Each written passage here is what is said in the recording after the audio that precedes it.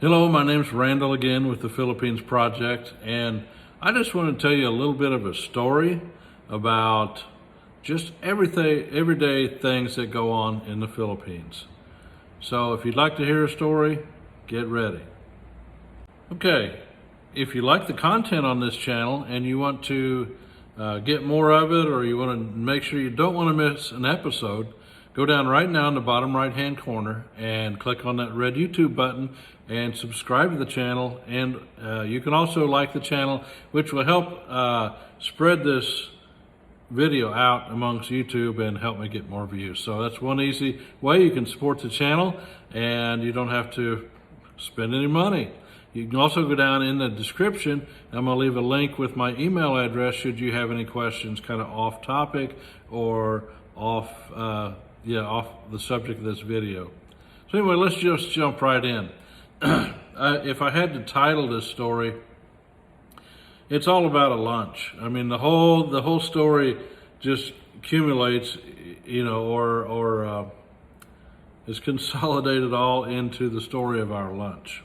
Okay, but it's lunch is almost no part of the story. It all started one morning about 3 days before I left the Philippines, a couple weeks ago. We'd got up, I'd missed about 3 hours sleep in the middle of the night, which I often do. I'd get up and I'll watch YouTube or read or something like that. And so I was a little tired that morning, and I'd been up, those 3 hours. So the coffee was a nice little energy boost for me to kind of get my brain working. And it's the third morning before we're getting ready to leave Pavia and head to Manila and then on back to the United States, which that's where I'm at right now. I was feeling a little tired that morning, but I wanted to make sure that, somehow we accomplished something, or I accomplished something in the day. And anyway, we had been slowly, over the last couple of weeks, we had been kind of depleting, not buying a lot of groceries, depleting the stores we had in the refrigerator. Our refrigerator was almost empty by this point, and we almost had nothing left to eat for the whole day.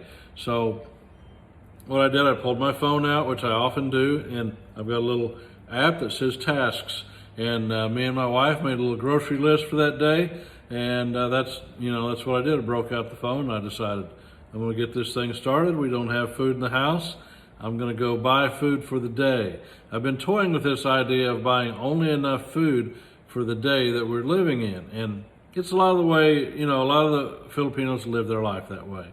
You'll see them. They'll just, they won't buy a case of Coke, so they'll go buy a bottle of Coke. They'll buy one cigarette, it's kind of like, so I kind of wanted to try that out for myself, just buy a little bit of food. So I asked my wife what sounded good, and we kind of had decided on fish sinigang, which most of you, if you follow the channel or if you have been around the Philippines at all, excuse me, sinigang is a sour soup, and you can make it from pork, fish, beef, tofu, anything you want you can put in sinigang. It's a sour soup. So I had tasked myself to go to the market and pick up the items that we needed, and I kind of was excited about the idea of just taking a little bit of money, and kind of like pretend, take a little bit of money, that's all I had to deal with that day, and make it last and buy the food for the day. So that was my choice of what to do that day.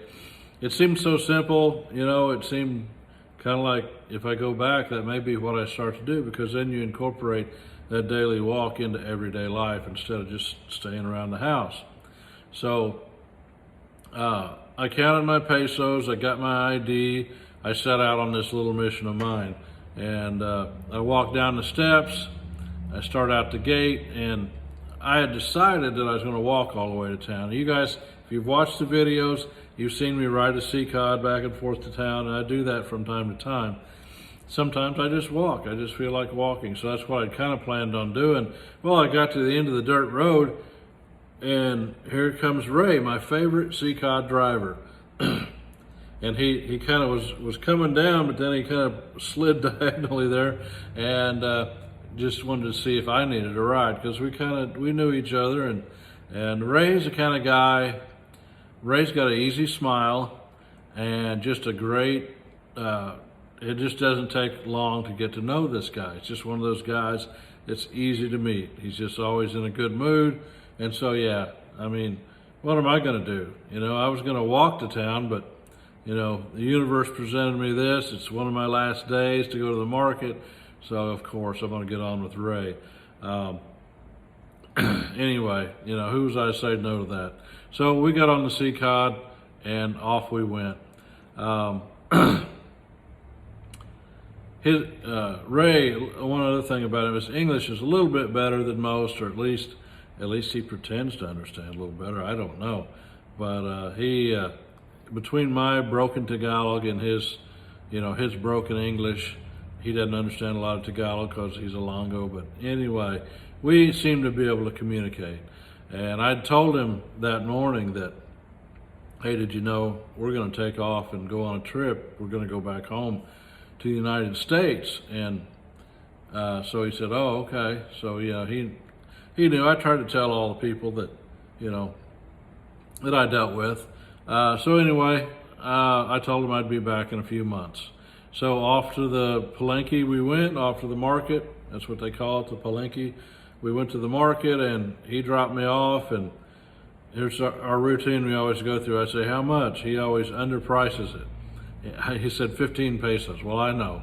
It should be 20 to 25 pesos in that distance. Just because I've done it so many times, he said 15, because he's a nice guy, and he's unassuming, So here's my deal. I said, okay, that's not enough, so here's 20, and then I gave him a 10 peso tip on top of that. So he got I think 35 pesos for that little trip. But I mean, come on, it's not even $1. So how could I deny him that? He's a good friend of mine. He's doing some hard work there. So anyway, he gets back in the sea cod line. I enter the market. I'm a little bit pumped up because of this vision I've got in my head, of imagining I'm going to buy only the certain vegetables and fish that we need. And so, I mean, can you imagine every day going and buying vegetables and fish or meat and preparing them, and everything that you buy is actually designed for you to eat that day? It comes into the market almost every day. Now, some things are not as perishable, onions and garlic and stuff like that, coconuts. I mean, they don't come in every day, but they're there, they're fresh. All you got to do is take one trip to Pure Gold, and you'll find out how fresh the vegetables are in the market in the Palenque. So talk about freshness, and consuming only what you buy. It's just a pretty cool concept I've been thinking about. And, you're just taking from the Philippines what the Philippines has to give you. You think about it, that's really boiling life down to one of its simplest forms. Taking those fresh fruits and vegetables, cooking them, eating them, having nothing left over really. I mean, there's no harm in having something left over, but, instead of having a jam-packed refrigerator full of spoiling food, or cabinets with stuff in cans up there, just, got a year or 2 year lifespan for that stuff. That's just not my idea of healthy food. But, this was definitely, you can do farm to table in the Philippines for sure. So I start out walking to the meat and the fish section, and I always kind of get a smile on my face just a little bit, as I kind of walk up there. Now, I never buy beef or pork there. I just don't, for whatever reason. Too many things flying around, I guess, and I don't know. I just don't do it. There's not a really good reason why I haven't so far. I have bought chicken. So anyway, but I kind of get a smile on my face because there's like 3 ladies in there that, are kind of over the fish section of the market. And they're all different vendors, but when they see me coming, or any foreigner, they kind of like, oh, what do you need? What do you need? And what can I get for you? And they'll use their best broken English to try to sell me something. Or if I land at one of them in particular, the other 2 will kind of help translate for the one person, in case they need help. And it's just an enjoyable routine that, I have. Now, of course, they didn't have what I was looking for. It was probably about 9:30 in the morning. And so whatever they had I was looking for tilapia or pompano, and they just didn't have any. So it's probably 9:30. So Maybe somebody got there early and got it all. Maybe they don't have pompano on Thursday. I think it was a Thursday that I went. So I stand there in a kind of a familiar fog or a familiar quandary of, okay, I'm here. I know we need some kind of protein for the day. I know I would like some fish. What am I going to get? So I'm looking around, and I look to the right, I look to the left, I ask about a certain fish, and I just wasn't 100% confident. And then I look down, and there's these beautiful shrimp laying out there. Probably a good 4 or 5 pounds of shrimp just, laying out there on the table. They're probably this long, they're brown, and I happen to think, hey, my wife's favorite seafood is shrimp. She loves it. I mean, she'll take that flavor over about anything. So I said, bag them up. I got half a kilo for about 200 pesos, which is about $4, a little less than $4 now with the peso going, what we're getting in America going up is 54 or something like that now. So I decided on the shrimp, and I thought, we're going to work this out. It's not a bangus, it's not, whatever. So we're going to try the shrimp. So I always try to look for some kind of greens for our synagogue, and a lot of times here, I mean, we put kale. There's another one that we can buy. I can't remember what it's called. Mustard greens you can use in synagogue. I was introduced to a vegetable there in the Iloilo area called pet chai. P-E-T, second word is C-H-A-Y, pet chai. And it's kind of like bok choy. And so I saw some of that, and I'd also decided on my new adventure today that I wasn't going to go to any vendors that I had went to before. I wanted to meet some new vendors and just kind of see how that went. So I stopped at the first one. They had some pet chai right there. And so, I was looking through it, and the woman, she's one of the owners. She was back there helping a customer, so she didn't come out. Pretty soon her husband come by, and he was carrying some snacks for the day. I guess he's going to load them up on snacks. And so he started going through with me for the pet chai and picking out the best one. And this is one thing that I love about the Philippines, and one thing that kind of annoyed me at first. But personal customer service is really big, at least in the Iloilo City area, and I think it is all over the Philippines. But used to, I'd go into the mall, and I'd see 6 or 7, especially like in appliances, 6 or 7, 8 sales associates just out there, standing around or on their phone or talking. I thought, what a waste, this is unnecessary. And I kind of I don't know why it aggravated me. In the United States, we get aggravated over stupid stuff.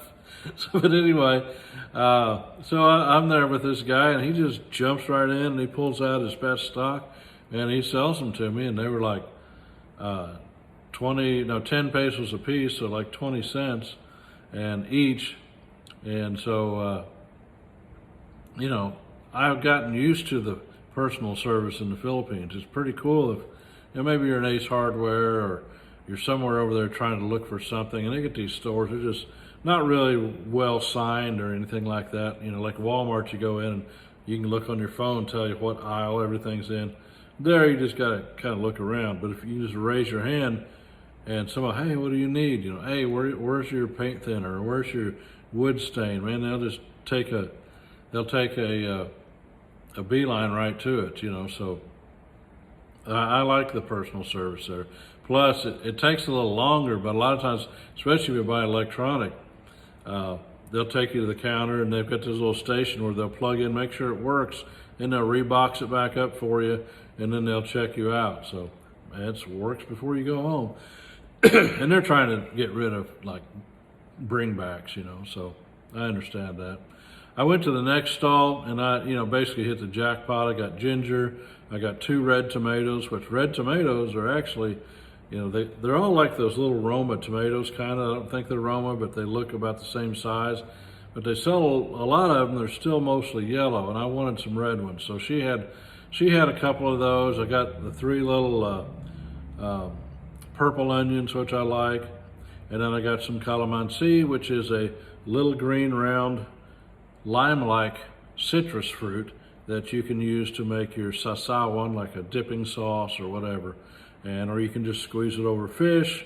So that was all there. And then I asked this lady, I said, hey, give me vinegar, because you have to use vinegar, in some sasawan, or in the dipping sauces or whatever. So she had one bottle for 50 pesos, which is $1. And then she had a little bag of vinegar for 10 pesos. So I thought, well, I'm on a Filipino mission here, so I'm going to get the little bag of vinegar. It was only 10 pesos, so I cut my costs way down. And so, as if I didn't have money to spend, and that's kind of the way they do it there. They buy what they need. So all I had to do after that was get the sea cod home, and that's what I did. I walk out of the market. Just so happened, a guy just happened to be there. It's almost as if he's expecting people to walk out of the market, So I jump in the sea cod, and that's one thing, I jump out there and I'm already recognized. He knows who I am. And I didn't really recognize him, but I have trouble recognizing faces. I don't know why. It takes a little bit for me to remember people's faces. Where I'll remember a name, I won't remember a face. So I didn't really recognize my sea cod driver, but he saw me, because over there I stick out, obviously. So we get in there, and I said, you know where I live? And he shakes his head, and he takes me right home.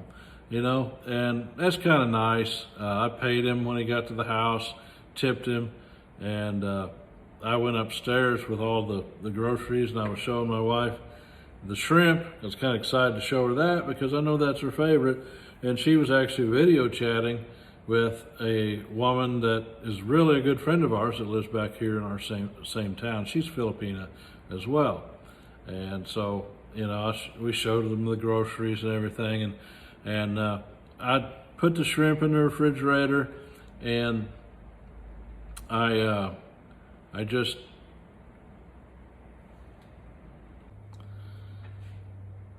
the shrimp in the refrigerator, and I just got to start taking inventory of all the stuff, and I realized I had forgotten one thing, and that was the sinigang mix.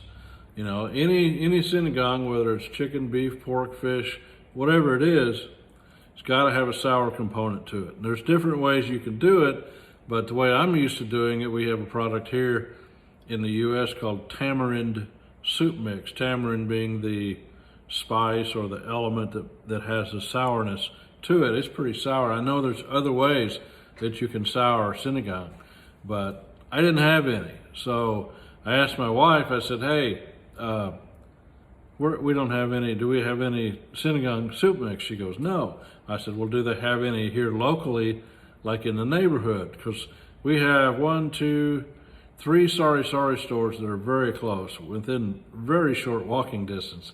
And so, and if you don't know what a Sari store is, it's just a small store in the neighborhood that people go out and they buy stuff wholesale, or they'll buy it at the grocery store. They'll take it back to their house, and they have a little window cut out, and they'll sell stuff through the little window in the house. Got the screen on it and all that stuff, and you can go up there any time of day, knock on the window if they're not there, and you can get whatever you want. And it's a little more expensive than if you go buy it in town or something like that, but guess what? You don't have to go to town, so they deserve that convenience fee. But that's what a Sari store is. And if you're ever in the grocery store in the evenings, the main grocery store, and you're in the checkout line, usually you'll see a bunch of people with baskets full of all these little snacks and just all kinds of stuff in foil pouches and drinks and all kinds of stuff. These are people that own Sari stores, and they're stocking up so they can go sell it the next day or that next week. So that's what it's just like the Philippines version of a convenience store, and it does make it a lot more convenient, because, how convenient is this? I need a little bag of charcoal. Hey, kid, one of the kids that are there at the house, here's 10 pesos. Go get me some uling, that's charcoal. And so they go get it, come back. That's convenient for me. So little entrepreneurial Filipino people in their own neighborhood trying to make a living, and because they don't have a safety net, man, they got to make a living. So anyway, I was getting ready to leave for the Sorry store because I knew I'd have to go get the sinigang mix. And I walked out the gate and I hear this little voice behind me. I wish I could hear that voice today. He just said, "Tito." And if you know that little voice, that's my little nephew. His name's Van. And he's featured in a couple of videos. I call him my bodyguard. And you got to realize this is hitting me pretty hard. I know in 3 days I'm going to leave. And little Van, he jumps out the door. "Hey, Tito, wait up." You know, he didn't say wait up because he can't speak a lick of English. But I knew what he wanted. So he comes, runs up there with me, and he silently walks beside me like he has so many times. And I tell you what, memories like that, you know, I said this is about lunch, but this is just the little things that are involved in getting my lunch together. So we walk on to the Sorry store, and I asked if they had sinigang mix. Of course, they did. Usually if I have a little bit of change left over, whoever goes with me, I'll give them a little bit of candy too, you know. Just some little cheap chocolate candy. They don't need anything big. But yeah, so he was happy, and we walked back. So I went back and I had all the stuff for the soup, and my wife was there. She was off the phone, and she'd probably been on the phone a couple hours talking to her friend. And so anyway, she said, "I'm going to do the cooking." So I just left it to her, and it was about 10:30. So I went into the bedroom and started researching and editing some video. About 11:30, I'm really getting pretty hungry, and just stomach's talking to me, man. So I got up and I thought I'm gonna check on the progress. So I went in there, and on the stovetop, beautiful little steel casserole dish or whatever, and in there it's just all the ingredients are in there. The shrimp are in there, the gabi, which I bought, which is it's like a potato type product. But anyway, everything was in there. Everything was beautiful. A couple little hot peppers dancing around in there. The shrimp were a perfect pink. Remember I told you back early when I was picking them out, they're brown, but when they cook, they turn into this perfect pink. And again, shrimp is my wife's favorite, probably the favorite meat of all. She knows how to cook them. So anyway, we had a feast. I mean, we sat down and you know, got the rice out and had the beautiful shrimp sinigang, and you know, we ate that and had some mangoes and a couple of little bananas about like that. And you just sit back, you know, after getting that stuff fresh, bringing it home, preparing it, cooking it, eating it immediately after it's been cooked. There's just no way to describe the feeling of how fresh that was and how satisfying it was, or just the day, you know, how satisfying that was. A lot of people wonder why foreigners go to the Philippines to retire. It's that, how do I put it? I often say a slow pace of life, and that's true, but I want to find a different definition. It's just a comfortable way of life, and I think it's because, you know, most of us who go back, we grew up in this, you know, late 60s, the 70s, some of us in the 80s probably, if you're younger. But I remember back in the 70s when I didn't grow up with air conditioning. It wasn't in the car, wasn't in the house. I remember we didn't have social media, we didn't have all the politics. You know, you got a newspaper and you got the news at 6 o'clock in the evening. It was basically always one channel. So, you know, it wasn't the overload of information that we have.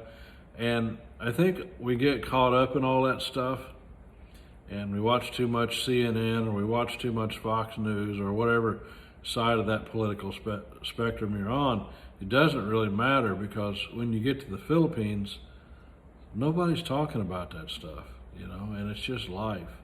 And I think that takes like a veil off of your eyes where you can actually see life again. And that's what I love about the Philippines. You know, you can just practice being yourself every day. You can just practice treating yourself better every day. You can rest more. You can exercise more if you want to. You can do whatever you want to do. That's why I love being here. And would I come over here if would I go to the Philippines if I only had an $800 a month check? I probably wouldn't, because I'd still be working. There's no way I could survive on that. But you know, if you have $1,500 to $2,000 a month, you can do okay. If you got more money, you know, hey, it's a lot better life over there. But yeah, the Philippines, I don't know what it is. It's just, it just fits me. And if I had one skill that I could translate or transfer to you, a viewer, is, you know, it would be gratitude. And I know I talk about gratitude, and my buddy Kevin, you know, he talked to me about how much he likes that teaching on gratitude. But gratitude in the small things in life, you know, if you're feeling down, just stop and just look around and just name everything. I mean, from the nice computer that you got to the nice cell phone you've got, or the relationship you've got with somebody that's close to you, maybe a kid or grandkid, you know, maybe your mom or dad or your spouse, you know. You can just look around and you can find something to be grateful for, and then just don't look at it and say, oh, I'm grateful for that. I mean, actually think about it. You know, I'm sitting here in air conditioning right now.